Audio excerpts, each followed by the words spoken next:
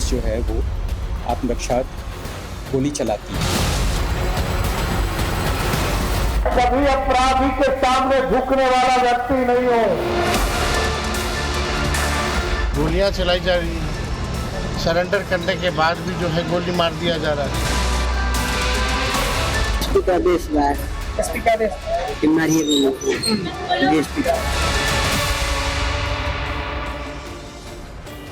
नमस्कार, टाइम्स नाम Navbharat LIC housing finance limited studio में आपका स्वागत है। मैं हूं आपके साथ अनुराग सिंह। बिहार के भोजपुर का भरत भूषण तिवारी एनकाउंटर आजकल सबसे ज्यादा सुर्खियों में इसलिए क्योंकि आरोप लग रहे हैं कि बिहार पुलिस ने भरत भूषण तिवारी के सरेंडर करने के बावजूद उसका एनकाउंटर कर दिया।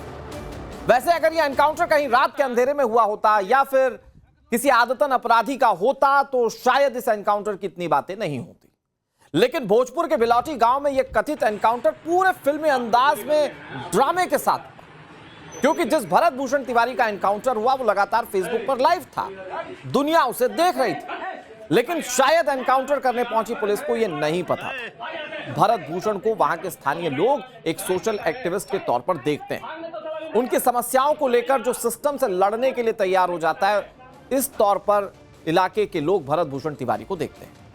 कहा तो यह तक जा रहा है कि वहां का लोकल एडमिनिस्ट्रेशन भरत तिवारी से परेशान था, क्योंकि वो रोज किसी न किसी डिमांड के साथ लोगों की मांग के साथ चला जाता था। और यही कारण है कि जब भरत तिवारी का एनकाउंटर हुआ तो पूरे इलाके में आक्रोश है। लोगों का गुस्सा प्रशासन और पुलिस की गाड़ियों पर भी फूटा। भरत तिवारी ब्राह्मण थे तो इस एनकाउंटर के खिलाफ बिहार से लेकर उत्तर प्रदेश तक ब्राह्मण समाज के लोग सड़कों पर उतरकर अपना आक्रोश जाहिर कर रहे हैं।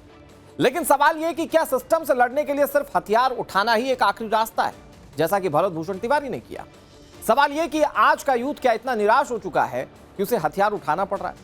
और अगर सब लोग सरकार और सिस्टम से नाराजगी के नाम पर हथियार ही उठा लेंगे तो देश कैसे चलेगा? सवाल इसको लेकर भी।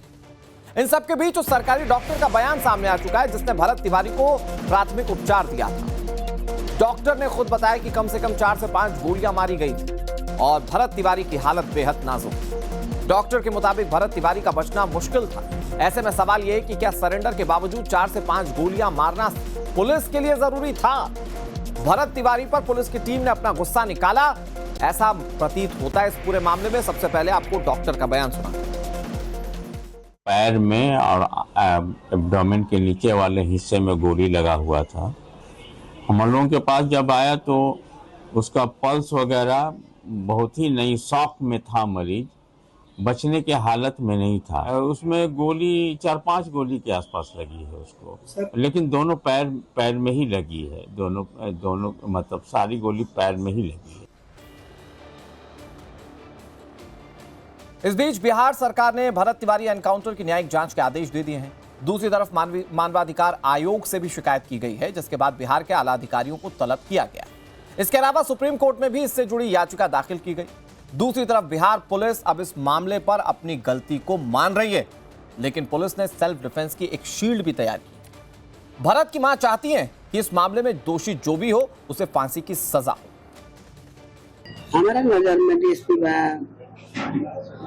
एसपी का आदेश कि मारिए डीएसपी थाना प्रभारी तो क्या कार्रवाई की मांग कर फांसी कर सीधे फांसी की मांग तो वो केस करे खातिर आवेदन भी लेने तक सुनवाई नहीं कर। लापरवाही जो है इस परिप्रेक्ष्य में सामने आई है कि जब पहली बार वो 16 तारीख को हमारे पदाधिकारी वहाँ गए थे तो उसमें जो अभियुक्त था उसको उन्होंने ठीक से हैंडल नहीं किया। जहाँ भी हमारी अपनी जान को खतरा होगा वहाँ सेल्फ डिफेंस में पुलिस जो है वो आत्मरक्षा गोली चलाती है, और इस क्रम में यदि सामने वाला अभियुक्त को गोली लगती है तो वो कानून के तहत एक एक्सेप्शन। इस वीडियो के बाद एक बहुत छोटा सा सवाल ये कि भरत तिवारी अगर ये कह रहे थे इस वीडियो में कि अगर मांगे मान ली जाएंगी तो हथियार नीचे रख देंगे, ये तो एक पहलू है, लेकिन अगर मांगे नहीं मानी गई तो वो हथियार के साथ क्या करेंगे? खैर, भरत तिवारी एनकाउंटर को लेकर एक तरफ भोजपुर के लोगों में आक्रोश है, दूसरी तरफ ब्राह्मण समाज नाराज हो चुका है। बिहार के साथ उत्तर प्रदेश में भी इस एनकाउंटर के खिलाफ जोरदार नाराजगी दिख रही है और समाज के लोगों ने कैसे प्रदर्शन किया इसकी तस्वीर इस वक्त आप टीवी स्क्रीन पर देख पा रहे हैं। इधर बिहार की सियासत में भूचाल आ चुका है। नेता भरत तिवारी के परिवार से मिलने जा रहे हैं और सरकार को लगातार घेर रहे हैं। दूसरी तरफ सीएम आज भी कह रहे हैं कि अपराध से सरकार कोई समझौता नहीं करेगी और अपराधियों को बिहार छोड़ना ही होगा। कभी अपराधी के सामने झुकने वाला व्यक्ति नहीं हूं। अपराधी हर हालत में जाएगा, उसको बिहार छोड़ना होगा, कोई रोक नहीं सकता है। अपराधी के लिए कोई जगह नहीं है।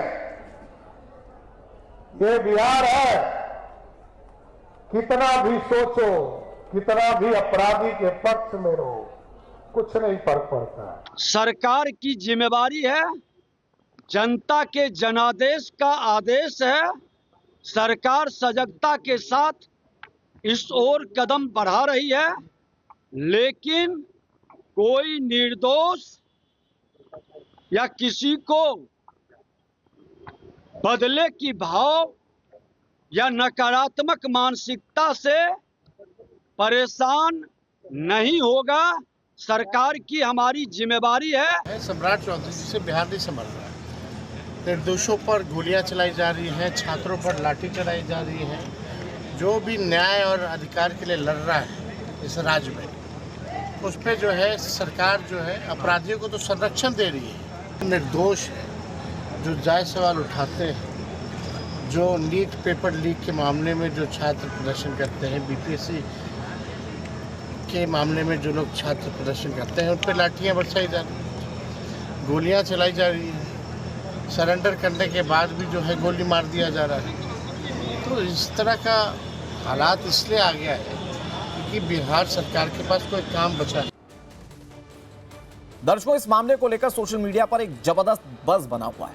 लोग इसे अपने अपने तरीके से देख रहे हैं। कोई कह रहा है कि ये समाज में क्रांति लाने वाला एक व्यक्ति था जो कि समाज में क्रांति ला सकता था। कुछ लोग इसे जाति की भावना से देख रहे हैं। कुछ लोग कह रहे हैं कि ब्राह्मणों को जानबूझकर टारगेट किया जा रहा है। कुछ लोग इसे इस तौर पर बता रहे हैं कि ये सरकार के खिलाफ था, इसलिए ये सब कुछ हो गया। लेकिन सवाल ये है कि असल में ये मामला है क्या? पुलिस ने क्या फर्जी एनकाउंटर किया? और अगर ऐसा पुलिस ने किया है तो उसके खिलाफ कार्रवाई होनी चाहिए। और सरकार इस पर क्या कर रही है? बातचीत करेंगे। कई सारे मेहमान हमारे साथ जुड़ गए हैं। डॉक्टर बादशाह आलम हमारे साथ जुड़ गए, आरजेडी के प्रवक्ता हैं। हमारे साथ संजीव मिश्रा जुड़ गए, भारतीय जनता पार्टी के प्रवक्ता।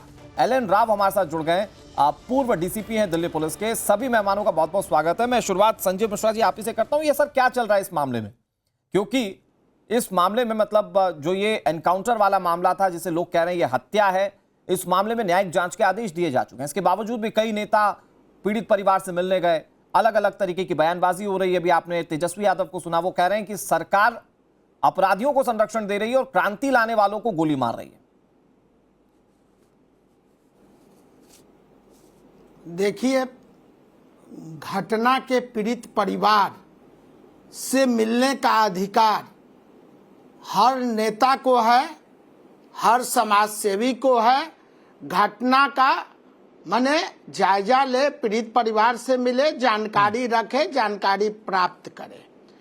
लेकिन जो बिहार के माननीय मुख्यमंत्री आदरणीय सम्राट चौधरी जी ने जो न्यायिक जांच के त्वरित आदेश दिए हैं, तो मैं सर्वप्रथम भारतीय जनता पार्टी बिहार की ओर से पूरी सरकार, पूरी टीम को मैं स्वागत करता हूं कि आप बिना देर किए और बिना देर किए हुए पूरी तरह से सर, ये राजनीतिक मंच है, अपनी सरकार का स्वागत पूरी करिएगा इस मामले पे। बिना धरना प्रदर्शन अनशन,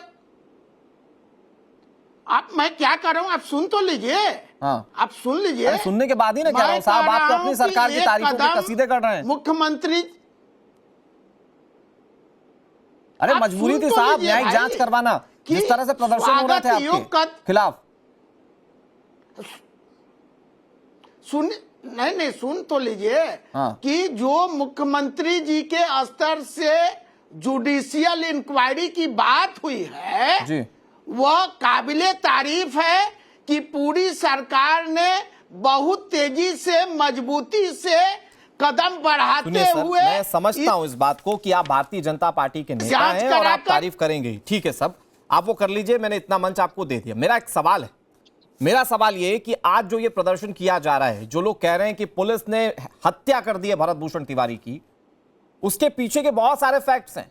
और अगर उस पर गौर किया जाए कि अगर पुलिस ने फर्जी एनकाउंटर किया है तो फिर बात घूम फिरकर सरकार पर ही आती है, क्योंकि अगर पुलिस की बात की जाएगी तो वो आती है मुख्यमंत्री के अंडर में ही सब कुछ।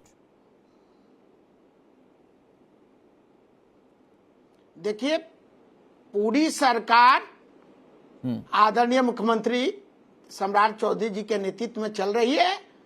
तो मैं ये कहना चाहता हूं, आपको स्पष्ट कर देना चाहता हूं कि कहीं से भी जो प्रथम दृष्टा में लगा है कि पुलिस मुठभेड़ की घटना है, मुठभेड़ में इनकाउंटर हुआ है, लेकिन न्यायिक जांच के आदेश दिए गए हैं। न्यायिक जांच के आदेश के अंतिम रिपोर्ट आने के बाद सर, अंतिम रिपोर्ट का तो इंतजार आप कीजिए। शुरुआती रिपोर्ट में आपके पुलिस के बड़े अधिकारी ये कह चुके हैं कि पुलिस को जैसे हैंडल करना चाहिए था उसमें चूक हुई है। और आप मुझे इस बात का जवाब दीजिए, आपकी पुलिस से आप जवाब ले भी लीजिएगा कि भाई एक व्यक्ति जिसके पास एक हथियार है, मैं समझता हूं कि वो फायर कर सकता है पुलिस पर, पुलिस उस आत्मरक्षा के लिए एनकाउंटर भी कर सकती है, उस पर गोली चला सकती है, लेकिन 5 गोली या 4 गोली मार देना, लोअर बॉडी पार्ट में उसके 4 गोलियां बरामद हुई हैं साहब। देखिए, तो क्या ये सवाल नहीं है आपकी पुलिस पर? आपको देखिए, स्थिति स्पष्ट होगी इस मामले की जब तक जुडिशियल इंक्वायरी जो सेटअप हुआ है उसका फाइनल रिपोर्ट फाइनल फॉर्म में आ जाएगा तो निश्चित रूप से जो दोषी हैं वो पुलिस है। तो या मैं कह रहा हूं बादशाह आलम जी, अगर निश्चित फाइनल रूप रिपोर्ट से के बाद सरकार इस उन बात पर- को कह रही है कि जो दोषी होगा उसको बख्शा नहीं जाएगा, तो विपक्ष इसे अपने तरीके से, राजनीतिक तरीके से भुनाने की कोशिश क्यों कर रहा है? एक तो ये, दूसरा इस मामले में जो सबसे महत्वपूर्ण पहलू है बादशाह आलम जी, एक जाति वाला कार्ड भी ढूंढने की कोशिश की जा रही है। कुछ सभाएं हैं जो सड़कों पर उतरकर प्रदर्शन कर रही हैं, कुछ राजनीतिक पार्टियां हैं जो जाति के लिहाज से लोगों को भड़काने की कोशिश कर रही हैं। भाई अगर इंसाफ की मांग करनी है तो जाति से इतर होकर भी इंसाफ की मांग की जा सकती है। नहीं, देखिए सुनील जी, हाँ, हम तो देखिए एक हमारे बहुत वरिष्ठ वो एन राव जी बैठे हुए हैं जो दिल्ली पुलिस में डीसीपी भी रहे हुए हैं। मैं तो सिर्फ ये इतना जानना चाहता हूं कि अगर कोई मान लीजिए कि अपराधी भी है, तो अगर अपराधी सरेंडर करता है, अपना हथियार फेंक देता है, तो क्या उसको पुलिस गोली मार सकती है क्या? 5-5 गोली मारी गई उस बंदे को, एक हथियार लिए हुआ था उसने फेंक दिया, तो क्या इस तरह के केस में पुलिस जो है मार सकती है, उसको इनकाउंटर बताया जा सकता है? ये तो पहले ही देखने में लग रहा है कि एक हत्या है। भाई 57 से 60 पुलिस ऑफिसर थे वहां, सबके पास अपना अपना अलग अलग हथियार था। ये बंदा एक हथियार लिए हुआ था, उसको भी वो फेंक दिया। पुलिस से आर्गू कर रहा है कि हमारी क्या डिमांड है, तो उसको पकड़ा जा सकता था। वो अपराधी है कि नहीं है ये तो बाद में डिसाइड होता। तो क्या पुलिस ने इस तरह से एक्शन वहां ले लिया, उसको 5 गोलियां मार दी? मतलब एक जो है घर के परिवार के भाई बच्चे को खत्म कर दिया गया, और उसके ऊपर ये कह रहे हैं कि जाति देख के बात हो रही है। देखिए, जाति को भी बिहार में आप नेग्लेक्ट नहीं कर सकते। जाति प्रथा भी बिहार में कूट कूट के भरी हुई है। उस पर जाति के नाम पर इलेक्शन होता है, जाति के नाम पर टिकट बांटे जाते हैं, जाति के नाम पर इंसाफ भी मांगा जाएगा क्या? मतलब मान लीजिए कि किसी जाति का रिप्रेजेंटेशन छोटा है, तो क्या उसके लिए इंसाफ की मांग भी नहीं करेगा क्या? नहीं, इंसाफ की मांग तो कर ही रहे हैं, हमारे नेता कर रहे हैं, हम लोग कर रहे हैं कि इंसाफ मिलना चाहिए उस बच्चे को, कि जो एक सामाजिक न्याय की बात कर रहा था उसके ऊपर आज तक कोई केस नहीं है। मुझे आपत्ति है बादशाह आलम जी। मैं एक चीज कहता हूं, देखिए सर, दिवंगत आत्मा की शांति के लिए मैं भी प्रार्थना करता हूं, जो भी दोषी उसके खिलाफ कार्रवाई। ये लेकिन आप क्रांति से जोड़कर देख रहे हैं, एक बच्चा जो इंसाफ की मांग कर रहा था या कुछ भी। मुझे आप एक बात बताएं, आपने वीडियो देखा, उसमें वो साफ तौर पर कह रहा है मैं हथियार इस कीमत पर रखूंगा कि आप मेरी बात मान लेंगे। तो भाई पुलिस को धमकाने का अधिकार क्या देश में किसी भी नागरिक को है? मैं कह रहा हूं पुलिस का गोली चलाना गलत है, लेकिन क्या देश का हर नागरिक अपनी मांग मनवाने के लिए गोली उठा ले आज? क्या इसको समर्थन देगा विपक्ष?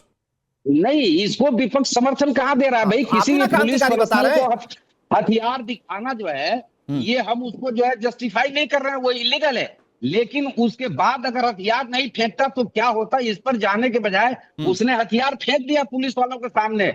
उसके बाद पुलिस का क्या कर्तव्य था? ये सवाल आपका जायज है। सीनियर ऑफिसर बैठे हुए हैं, हमारे डीसीपी रह चुके हैं दिल्ली में, ये बताएंगे, ये लोग सब हमारे माननीय हैं। पुलिस हमारी रक्षा के लिए है कि हमें गोली मारने के लिए? अगर हम सरकार के खिलाफ बात बोल रहे हैं सरकार से हम कोई मांग कर रहे हैं तो क्या हमारे ऊपर गोली चला दिया जाएगा? और ये सवाल मैं संजीव मिश्रा जी आपसे भी पूछूंगा आगे कि भाई ये तो पुलिस की साख पर सीधे तौर पर बट्टा है, सरकार की साख पर बट्टा है कि भाई आप अपराधियों को मार रहे हैं या सिर्फ अपना रसूख दिखाने के लिए कि भाई मेरी पर्सनल दुश्मनी है, मैं आपको मार सकता हूं, किसी को भी गोली मार देंगे। तो लोग डरेंगे सर आपसे, आपके पास शिकायत करने नहीं आएंगे आपकी पुलिस के पास। संजीव जी इस पर बात करूंगा। एलन राव जी मैं आपके पास आ रहा हूं। सर ये इस मामले को आपने देखा होगा क्योंकि बहुत ज्यादा ट्रेंडिंग है, लेकिन मेरा एक बहुत टेक्निकल सवाल ये है जो कि बादशाह भाई भी कह रहे थे कि वहां किसी एक अपराधी को या किसी भी व्यक्ति को पकड़ने अगर पुलिस गई है तो क्या उसे 4 से 5 गोली मार देगी? वो जबकि एक अकेला है, एक पुलिस फोर्स है वहां पर और वो भी हथियार फेंकने की बात कह रहा है व्यक्ति, उसको 5 गोली पुलिस किस सर्कमस्टेंसेस में मार सकती है? सर नमस्कार अनुराग सिंह जी और मेरे को पैनलिस्ट को भी नमस्कार। वास्तव में बड़ा दुखद इंसिडेंट है ये, मैं 2-3 दिन से देख रहा हूं इसको। देखिए मैं बड़ा स्पष्ट कर देता हूं एनकाउंटर क्या चीज होती है। पुलिस को डेफिनेटली पावर है। 100 आईपीसी पहले जो था, अभी आ गया 38 बीएनएस, उसमें पावर है कि पुलिस अपनी आत्मरक्षा में किसी अपराधी को पकड़ते वक्त अगर अपराधी उस पर अटैक कर रहा है तब उसको गोली मार सकती है और उस गोली मारने में चाहे जख्मी हो जाए चाहे मर जाए, ये अधिकार पुलिस को है। लेकिन तब का मतलब आप समझ लीजिए, तब ये होता है कि इमिनेंट डेंजर हो कि वो हथियार से पुलिस पे अटैक कर देगा या कर रहा है, तब पुलिस को कर सकती है। लेकिन इन स्थिति में मुझे लगता नहीं है कि पुलिस को उसको जिंदा पकड़ लेना चाहिए था। उसने जो भी है, ये अपराध है उसका, ये भी मैं मानता हूं आपका, ये अपराध है कि पुलिस को धमकाना, पुलिस को अपना थ्रेट करना कि मैं क्रांतिकारी हूं और मेरी बात मानोगे तभी मैं हथियार डालूंगा, ये भी गलत बात है। क्योंकि कोई भी हम रिपब्लिक ऑफ इंडिया है हमारा, ये गणतंत्र देश में हम रहते हैं, डेमोक्रेटिक पावर है हमारे देश की। इसमें कोई भी किसी आदमी को किसी प्रकार से ऐसे ही धमकाने का कोई पावर नहीं है। किसी को कोई धमकाने लगे तो ऐसे पुलिस और कानून में सभी लोग अपने अपने मनवाने लगेंगे, मेरा बात मानो नहीं तो हम ये कर देंगे। बट उसके साथ साथ पुलिस की ड्यूटी ये थी कि उसको जिंदा पकड़ा जा सकता था। अगर ये बात सही है कि उसने हथियार फेंक दिया था तो फिर उस पर गोली चलाने का कोई औचित्य नहीं लगता इसमें। लेकिन ये बात अभी इस तरह के मामलों में सरकार की भूमिका क्या होनी चाहिए और क्या न्यायिक जांच सरकार का सही कदम है? देखिए बिल्कुल ये सही कदम है, क्योंकि इतना ह्यू एंड क्राई हुआ है तो सरकार तो उस टाइम पे थी नहीं, कोई भी देखने वाला कोई सरकार का आदमी था नहीं, पुलिस थी और वो था। तो अब क्या सिचुएशन क्या रही है कि किन सर्कमस्टांसेस में गोली चली, किन सर्कमस्टांसेस में उसने हथियार डाला नहीं डाला, डालने के बाद कुछ उसने किया, ये सारी चीजें जांच का विषय है। और इसीलिए सरकार की जिम्मेदारी ये बनी। ये चाहे वो तेजस्वी यादव हो चाहे वो विपक्ष के नेता हो, इस मामले को लेकर ये रिपोर्ट का इंतजार क्यों नहीं कर रहा है? एलन राव भी कह रहे हैं, आपने भी खुद माना कि बहुत वरिष्ठ है, उनकी पुलिसिंग की काफी चर्चाएं होती हैं, तो एलन राव सर भी तो यही बता रहे हैं ना कि ये देखना पड़ेगा कि किन सर्कमस्टेंसेस में गोली चली है। तो इसका इंतजार ना करते हुए विपक्ष डिसाइसिव है किसी एक चीज को लेकर, और आपकी बातों से भी लग रहा है, दूसरे लोगों की बातों से भी लग रहा है कि आप लोगों ने शायद हीरो बना दिया तिवारी जी को। नहीं सुनील भाई, देखिए मामला यहाँ ये है कि मैं आपको ये क्लियर कर दूं कि ये इस तरह की इंतजार अगर सरकार अपना काम जो है सुचारू रूप से करती रहती, बिहार में बहुत सारे मुद्दे हैं। ये जो 6 महीने के अंदर ये 22 वहां हत्याएं हुई हैं बिहार के अंदर, ये कोई पहली हत्या नहीं है। लेकिन जो वहां आपका वो नीट छात्रा के केस में ही देख लीजिए, कब का रिपोर्ट है, क्या उस पर रिपोर्ट आया? कल ही का वाकया है कि सुनने को उसके पेरेंट्स को धमका रही है सरकार, बुला के पटना में कभी डीजीपी बुला रहे हैं, कभी होम मिनिस्टर बुला रहे हैं, क्या उसमें फाइंडिंग आई? हम या हमारा ये कहना, हमारे पार्टी का ये सिर्फ व्यू है कि इस बच्चे को इंसाफ मिलना चाहिए। उसने हथियार फेंक दिया, इस बात से एग्री करता हूं कि इस मामले में इंसाफ मिलना चाहिए, लेकिन उस इंसाफ की आड़ में कोई अपनी राजनीतिक रोटियां ना सेके ना, या कोई जाति महासभा का व्यक्ति अपनी जाति को महिमा मंडित ना करे और दिखाने की कोशिश ना करे कि साहब मेरी जाति का था तो साहब देखिए हमने इतनी बड़ी भीड़ लाई सड़कों पर। 10 सेकंड क्रिमिनल बादशाह भाई, क्रिमिनल जो होता है वो किस, हाँ मैं अपनी बात यही रख रहा हूँ कि वहां जितने पुलिस वालों को ऑन ड्यूटी थे वहां 57 जो भी बताए जा रहे हैं, तो गोली उन्हीं लोगों में से चलाया होगा किसी ने। भाई 5 गोलियां लगी, हो सकता है कि एक हथियार से चला, हो सकता है कि 5 लोगों ने मारा हो उसको। तो इसमें आपको जांच क्या करना है? मुझे लगता है कि वो आपको न्यायिक जांच आयोग की रिपोर्ट का तो इंतजार तो करना चाहिए ना। आप न्यायिक जांच आप करते रहिए, न्यायिक जांच का क्या रिपोर्ट आता है ये तो सब देखेंगे। और हम लोग बिहार में देख रहे हैं कि कितने जो है इस तरह के केसेस में अब तक रिपोर्ट आया। जवाब दे दीजिए संजीव मिश्रा जी। जी जी बताया जाए। बादशाह भाई कह रहे हैं बहुत सारे लोग त्रस्त हैं और ये सरकार की नाकामी है कि जो इस तरह के लोग उठ जाते हो फिर उसके बाद पुलिस एनकाउंटर भी कर देती कोई अपने हक की आवाज बुलंद करता है तो। देखिए, जो ये बोल रहे हैं वो तेजस्वी यादव जी किसी भी तरह से बिहार का छवि राष्ट्रीय स्तर पर खराब करना चाहते हैं। उनको सरकार में न्यायिक कौन है? जांच संजीव पर जी। भरोसा क्यों नहीं है? संजीव जी, न्यायिक सरकार में जांच कौन पर है? तो भरोसा कर लीजिए सरकार भैया। में आज से 20 साल पहले भी आप ही की सरकार आप थी सुनिए। बिहार के अंदर। 20 साल से आप सरकार में थे, वहां नीतीश जी को लेकर चल आप रहे थे। सुनिए तो बात। अभी ये जहाँ आपके सम्राट चौधरी अरे भाई और बात आप जा सुन रहे हैं, लीजिए, बिल्कुल जो है, बीच में जो आप बोल रहे हैं आरजेडी की बात कर रहे हैं आप। आरजेडी वाले तो आप बोल रहा हूं हैं, मैं। बात तो हम नहीं करेंगे। बिहार में जो नंगा नाच कर चुके हैं 20 साल, डांस और ड्रामा कर चुके हैं, और अरे जो ये 20 साल की सरकार से थी। बिहार को आतंकवादियों का ये 20 साल से सरकार में कौन था? चारागाह आरजेडी पहले थी क्या बना बिहार चुके के अंदर? हैं। ये जो वो 20 साल सब का आप बिहार जो की है जनता हवाला दे आपको रहे देख हैं, चुकी है। किसकी सत्ता में कौन है बिहार में? 1990 और का जनता शासन काल गोली मारती पुलिस को भी से देख रही है साहब, 2005 का और उसे शासन काल जोड़ सरकार बताने से की ही रही आवश्यकता है। नहीं है। खैर, मैं इस सारा पूरी लोग- चर्चा को सिर्फ ये कहते हुए सर समाप्त यही- करना चाहूंगा कि हथियार उठाने का अधिकार, पुलिस को प्रोवोक करने का अधिकार किसी को नहीं है, जो कि अपराध की श्रेणी में आता है। लेकिन पुलिस को भी एनकाउंटर का इस तरह से अधिकार नहीं होना चाहिए। और अगर ऐसी कोई भी चीज है, संजीव मिश्रा जी, आप अपनी सरकार की तारीफ कीजिएगा खूब, लेकिन अगर ऐसी कोई भी चीज है जो अपराध की श्रेणी में है, चाहे वो पुलिस वाले करे चाहे कोई भी करे, तो कार्रवाई आप कीजिए, सरकार आपके हाथ में। बहुत शुक्रिया आप सभी का हमारे साथ जुड़ने के लिए और पूरी चर्चा में शामिल होने के लिए।